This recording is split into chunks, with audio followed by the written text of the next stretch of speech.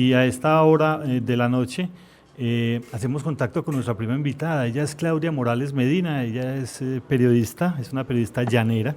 Estábamos hablando del llano hace unos minutos, con una amplia experiencia en diferentes medios de comunicación nacionales. Ha trabajado en medios escritos, en radio, en televisión. Hasta hace pocos meses fue la subdirectora del programa La Luciérnaga de Caracol, que en ese momento dirigía Gustavo Gómez. Gustavo Gómez ya está manejando 6 AM en la mañana. Su trayectoria es muy amplia, sin embargo, pues no deja de ser una mujer muy joven. Además es emprendedora porque, a propósito de librerías, ella le apostó a una librería aquí en la ciudad de Armenia. Hace unos minutos hablábamos de librerías y ella pues tiene árbol de libros de la cual nos va a hablar en unos minutos. La librería pues está ubicada en el Centro Comercial Portal del Quindío, aquí en Armenia. Es tuitera y una de sus mejores decisiones, diríamos nosotros, o más acertadas en los últimos tiempos, fue venirse a vivir al departamento del Quindío. Es fantástico eso, qué historia fantástica, de venir a esta tierra, lindo, ¿no? Presumo yo que se vino pues enamorada de nuestros paisajes, del café, del entorno natural, de la gente, ¿ya? Claudia, buenas noches, bienvenida a Más Viaje. Hola, muy buenas noches, es un placer estar con ustedes, mil gracias por la invitación. Claudia, hablábamos inicialmente de librerías en el mundo y hablábamos de librerías en el Reino Unido, en México, en Bogotá, en Armenia, etcétera. Y pues vamos a hablar un poquito de libros porque a través de los libros también se viaja muchísimo y hoy tenemos en nuestro espacio, pues habla de viajes por el mundo, pero también nos damos cuenta que a través de los libros pues viajamos, conocemos destinos, nos enamoramos de lugares sin haber estado allí, etcétera. Son muchos encuentros y muchas cosas maravillosas que nos producen los libros y pues queremos hablar de libros y viajes esta noche. Pero primero, y dando honor a lo que empezamos a hacer hoy, que fue hablar de librerías, pues quisiéramos que nos hablaras un poquito también de Árbol de Libros, que es tu librería aquí en La de Claudia, claro, que está en el Portal del Quindío, en el Portal ¿no? del Quindío. Claudia, hablemos de esa librería fantástica que hemos conocido y que antoja ir cada vez más, Claudia. Esa voz tan linda que me está hablando, ¿de quién es? Del dueño de este negocio, dice. Federico Moritz Alzate, el director de la emisora. Mucho gusto, Claudia, me gusta. Sí, el dueño. Claro, es que las personas que hemos trabajado en radio tenemos una conexión muy especial con voces tan radiales como esa, por eso estoy preguntando, pues de forma atrevida, además echando piropo y todo, que de quién es. Pero fantástico, porque yo tenía una deuda pendiente con esta radio de poderla saludar y tener en alguno de nuestros programas, Claudia, así que es un honor, de verdad, gracias. Bueno, mil gracias. Bueno, sobre Árbol de Libros, puedo contarles que cumplimos el 3 de julio nuestro primer aniversario. Ha sido un camino grato y sobre todo que nos ha permitido demostrarle a la región que es posible creer y que vale la pena crear. Cuando nosotros empezamos con esta locura de abrir una librería en un lugar como Armenia, en un centro comercial, fueron muchas las voces que nos dijeron que no íbamos a durar mucho, que iba a ser un negocio que no iba a ser rentable, y esencialmente nos lo decían porque pues los quindianos, no gente de afuera, sino la propia gente del Quindío, porque la gente aquí no lee, porque la gente no tiene ningún interés en asuntos culturales, porque pues jalar hacia asuntos como de ese orden ha sido siempre complicado, y nosotros siempre creímos que era al revés, que era al contrario, y que lo que se necesitan son espacios para atraer a las personas, para seducirlas y sobre todo para hacerles ver que la cultura no es exclusiva y no es excluyente. Y eso ha sido lo que hemos podido probar en Árbol de Libros. Pero es que mire, Claudia, perdóneme, yo me le atravieso un poquitico al coordinador de este programa, que es don Carlos Eduardo, pero es que tenía tantas cosas que hablar con Claudia, y una de esas, precisamente con lo del tema de los libros, tiene que ver cómo nos han manejado tristemente desde otras esferas, y hablo de las políticas, en un departamento que infortunadamente políticamente está contaminado, por decir el resto de Colombia, pero en este se nota más, y cuando a la gente le dicen, mire, en el Quindío no hay mucho que hacer, y el Quindío tiene propuestas muy poquiticas, realmente ni culturales, entonces no pierdan ahí el tiempo, es cuando uno ve que ahí más hay que meterle, porque hay más gente esperando propuestas distintas. En esos 3 años, ¿ha visto esa evolución, Claudio? Usted ha dicho, menos mal no hicimos caso a los que y aquí nos decían que no. ¿Sí se ha notado digamos, ese aumento en visitas, en la gente? ¿Cómo ha sido ese proceso ahora? Bueno, primero decir que yo con mi familia vamos a cumplir 4 años el próximo 5 de agosto de haber llegado al Quindío, y en Árbol de Libros llevamos solamente un año, que celebramos el 3 de julio.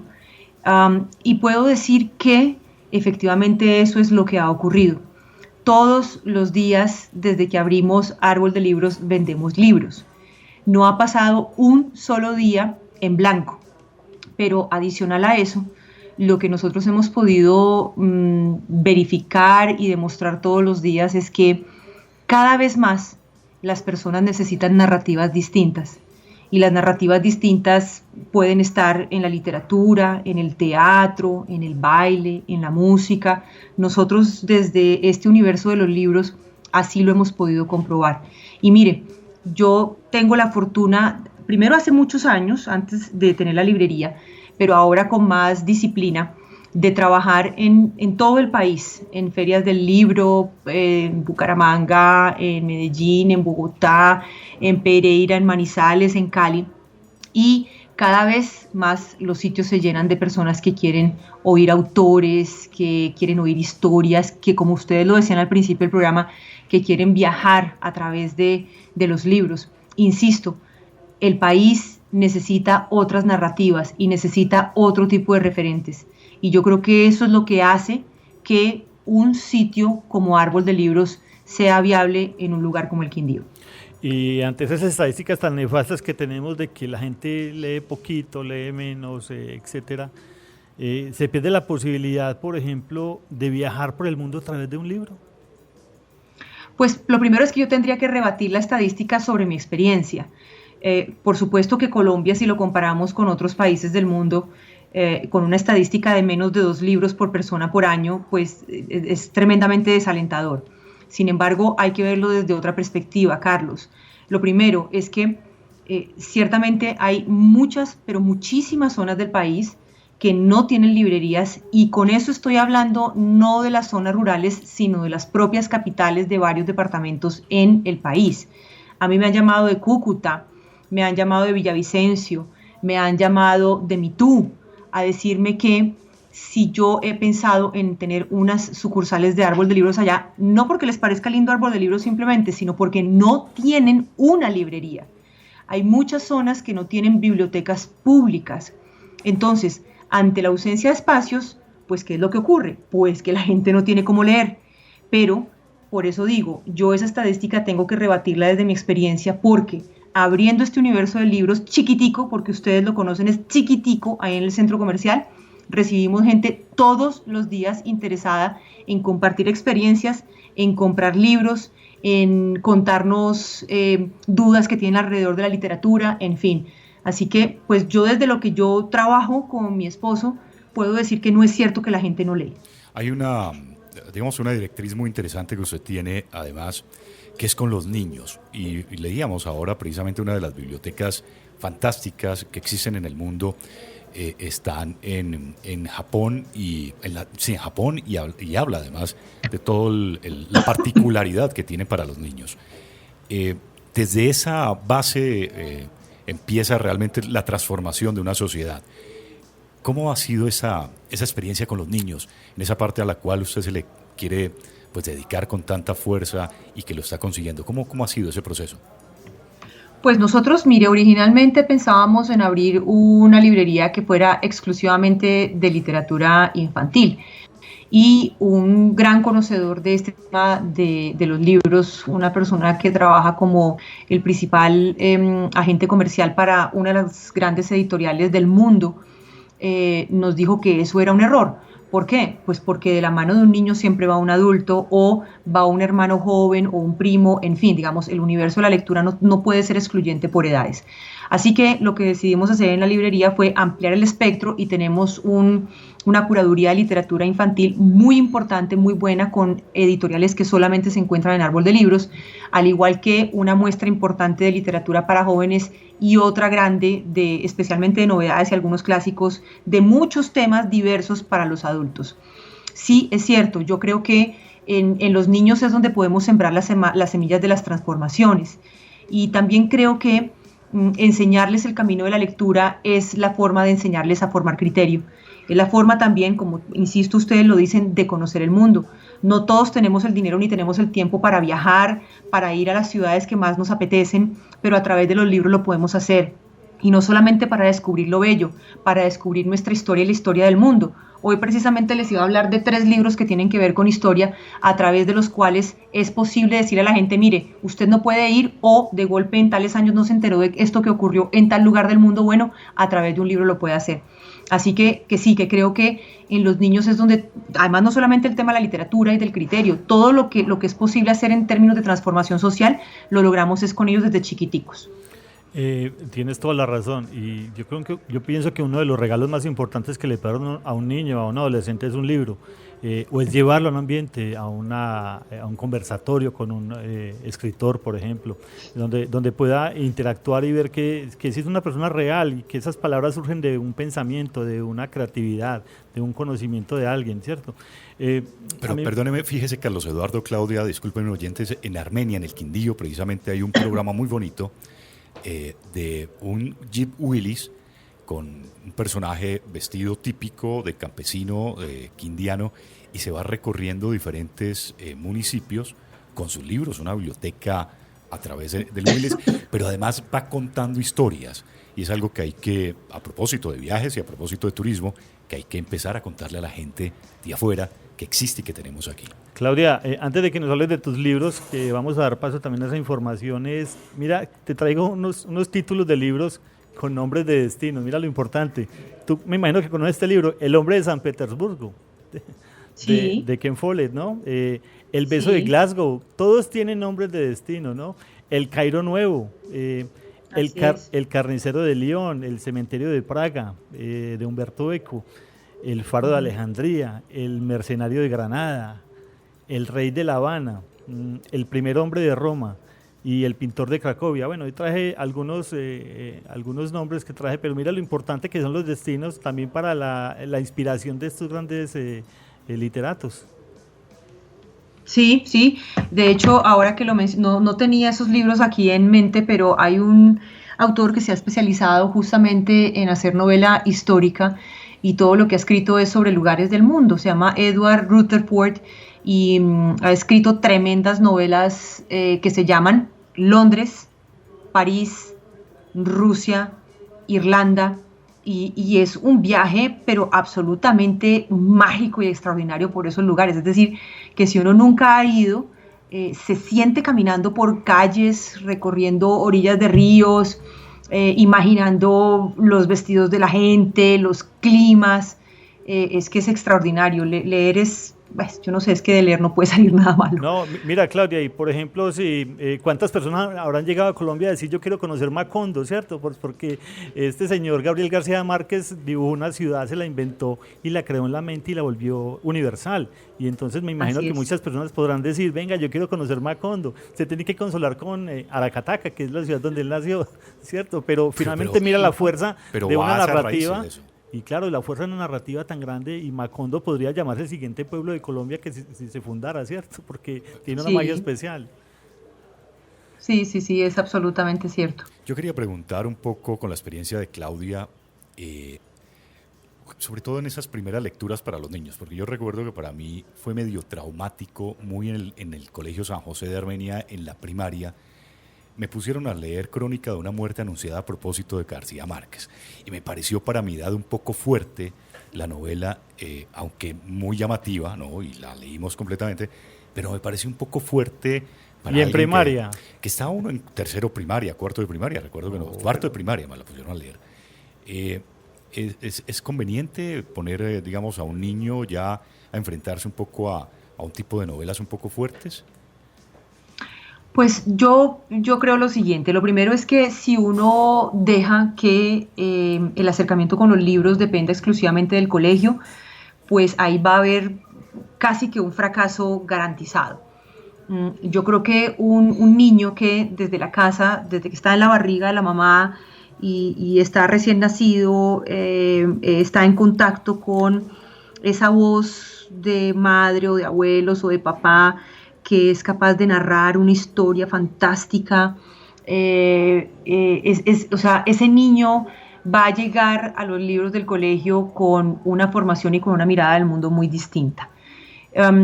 Creo además que los colegios, en muchos sentidos, no puedo generalizar, pero sí algunos, se equivocan tremendamente en los tiempos, en los momentos en que los niños se enfrentan a ciertos clásicos de la literatura.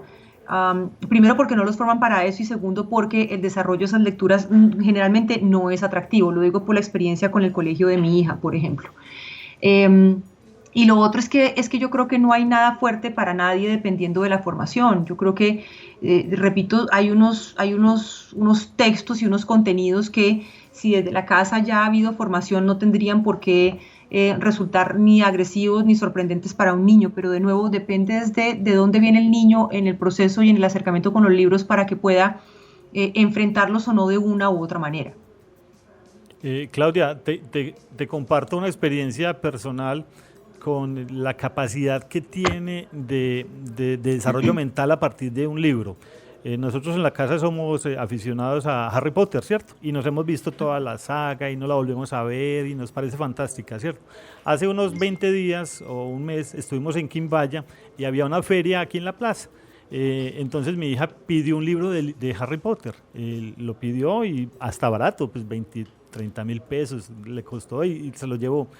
Y luego me contó, me dijo, papá, nada tiene que ver, y lo que yo le he sostenido a ella, nada tiene que ver el texto con la ficción que se genera en el audiovisual, porque en el libro se ven más imágenes que lo que se genera en el audiovisual. Y es algo que yo también, es algo que también les digo a ellas, un libro no lo supera el mejor director de cine con todos los efectos especiales, con todo el dinero del mundo para hacer una superproducción, porque la imaginación vuela más cuando le generan una buena narrativa. Pero es que le quiero decir esto, en el libro el director es usted. Usted se imagina, crea su propia ilusión. Entonces a partir de ahí, ella me daba la razón de tantas veces que yo les he dicho, léanse el libro, o miren porque, por ejemplo, a Gabriel García Márquez le hicieron algunas películas, pero nunca fueron exitosas. ¿Y por qué no fueron exitosas? Porque es que eran inferior a lo que podía, a lo que aportaba el libro como tal. Entonces, leer el libro ya no. Claro, usted lee el libro y dice, no, esto ya no queda igual. A mí me pasó alguna vez con Lo que el viento se llevó de Margaret Mitchell, que es una supernovela. Es espectacular como esta mujer narra la guerra del sur y del norte, etcétera, de Estados Unidos. Y cuando la llevan al cine, por Dios, dice uno, qué desperdicio, o sea, aquí se perdió toda la narrativa. Ahora, lo que pasa es que Claudia y Carlos Eduardo, yo creo que es un poco el morbo de uno de ver la película, a ver qué tan parecido es al libro. Es más eso, porque no creo que vaya a encontrar uno... Bueno, y de todas maneras, el cine también tiene otro tipo de encanto, ¿no? Claro. O sea, no se le quita nada, claro. Al cine no se le quita nada, ni la magia. Pero a veces esas comparaciones tan precisas no logran impactar. Obviamente, digamos que es un entretenimiento diferente y, por ejemplo, el cine es otro de los gustos que más compartimos en la casa. Claudia, tú nos querías compartir unos títulos que tienes para Más Viaje esta noche. Bueno, yo tengo tres viajes a los que los quiero invitar, aunque se trata de viajes históricos y muy duros, ¿no? De esos viajes que lo confrontan a uno con lo que uno es, con la percepción que uno tiene del mundo. Hay un libro que se llama Hasta que seamos libres, mi lucha en Irán por los derechos humanos. Es un libro de Shirin Ebadi. Esta es una mujer que yo conocí en enero en el High Festival en Cartagena. Ella fue ganadora del Premio Nobel de la Paz, muy a pesar de su historia, porque en Irán intentaron sabotear la entrega de este premio. Pero la doctora Shirin, que nació en Hamadán en 1947, tiene una historia extraordinaria porque, entre muchas cosas, fue una de las primeras mujeres en ser juez en Irán y se convirtió en la primera magistrada jefe de uno de los principales tribunales de ese país hasta que llegó en el 79 la Revolución Islámica. Así que ella luego se vuelve abogada defensora de los derechos de mujeres y niños en ese país, creó una oficina de defensa de derechos humanos y pues se le vino el mundo encima. Y este relato que ella hace de lo que es ese país, Irán, en esa época y en décadas posteriores, a ella le tocó salir de allá, es estremecedor.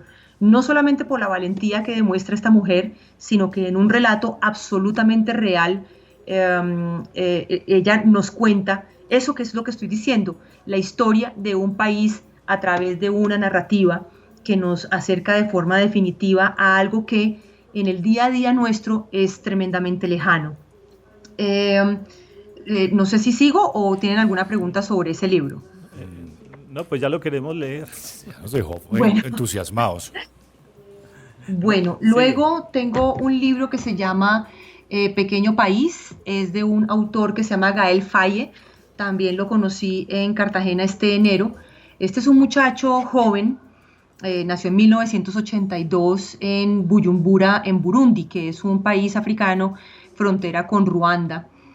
Su madre ruandesa y su papá francés. Pues él hace aquí un relato que pues él nunca ha admitido que sea autobiográfico, pero pues yo creería que sí lo es, cuya protagonista es un niño que se llama Gabriel. Y Gabriel tiene una vida allí en Burundi, tranquila, con amigos, va al colegio, tiene una vida privilegiada porque su padre francés pues tiene unas cosas, puede acceder a algunas cosas a las que el resto de la población no puede, una población generalmente pobre. Pero resulta que este chico, cuando tenía más o menos unos 10 años, empieza a ser testigo de lo que fue el genocidio en Ruanda, como consecuencia de la guerra entre los Hutus y los Tutsi. Este es un libro que además muestra cómo la apatía del mundo, la negligencia, la indiferencia, hicieron que estos terroristas mataran en un término de 3 meses a una población que, es decir, que uno viéndolo desde ahora parece como si fuera una historia de terror, pero de fantasía, no que hubiera ocurrido en la realidad. Así que a través de los ojos de un niño viajamos por Ruanda, viajamos por la violencia, viajamos por una guerra de nuevo muy lejana para nosotros, pero que nos demuestra que la violencia en lo que hemos visto en la experiencia nunca nos conduce a nada bueno. En este caso fue por un asunto de raza, por un asunto de estirpe, de creencias que prácticamente exterminaron a un pueblo completo. Es durísimo, pero muy, muy interesante. Además, el autor nunca pensó que iba a ser escritor. Él se fue huyendo a Francia con su familia, estudió finanzas y luego se volvió músico. Un músico súper exitoso con una banda de música muy famosa allá, hasta que decidió convertir su primera novela en lo que hoy es uno de los libros más leídos. Lo tiene Salamandra. Casi que no sé si tengan alguna duda o sigo. Eso sería como una biografía, entonces, parte de ese libro, su historia personal y particular. Pues como decía al principio, él nunca ha admitido que sea autobiográfico, pero pues yo creería que sí lo es, porque coincide el lugar, coincide en la novela una mamá francesa, él tiene mamá francesa, coincide un padre francés, él tiene un padre francés, coinciden los tiempos del genocidio en Ruanda, así que sí, yo creería que sí, que es autobiográfica, pero él no lo ha definido de esa manera. Y yo lo diría que títulos de este tipo y obras de este tipo se tienen que repetir mucho en el mundo por el tema de violencia, porque la violencia nos ha acompañado pues casi desde que Caín mató a Abel, y en el nombre de la religión, en nombre de muchas cosas, pues se ha hecho violencia, y lo hemos visto en China, lo hemos visto en África, que se siguen presentando muchísimos enfrentamientos. El tema de las migraciones, de este tipo, el tema de migraciones. Es terrible. En Latinoamérica, pues las historias también son dramáticas y durísimas todas, ¿no? Y casi todas o son de ese contexto religioso o político o de manejo de territorios, bueno, etcétera. Lo recomendado de Claudia, ahora el tercero. Tercer recomendado de Claudia Morales. Bueno, podría recomendarles muchos más, pero voy a terminar con este, que es la novela más reciente de Isabel Allende. Isabel nació en 1942 en Perú y siendo muy chiquita vivió en Chile. Y luego del golpe militar allí en Chile se fue a Venezuela, y tengo entendido, si no estoy mal, que ahora vive en los Estados Unidos. Pues ella ha escrito una novela que se llama Largo pétalo de mar, que además el título está inspirado en la forma como Pablo Neruda, el poeta, describió a su país, a Chile.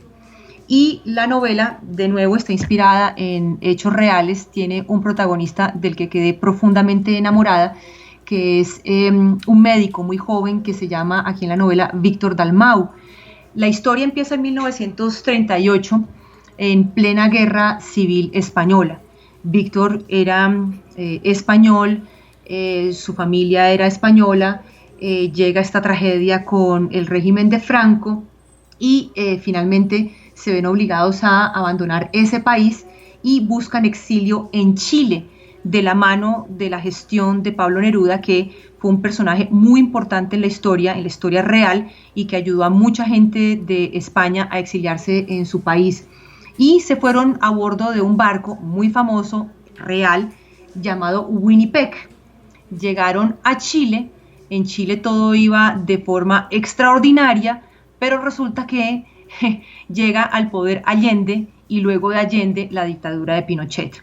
Así que esta es una novela que nos lleva por distintas dictaduras, en este caso la de Franco, la de Pinochet, el exilio de mucha gente de un lado a otro, las dificultades que tiene que pasar la gente para acomodarse a lugares que no son propios, y por supuesto hay mucho amor, mucho romance en esta novela, así que también la recomiendo, es de Plaza y Janés.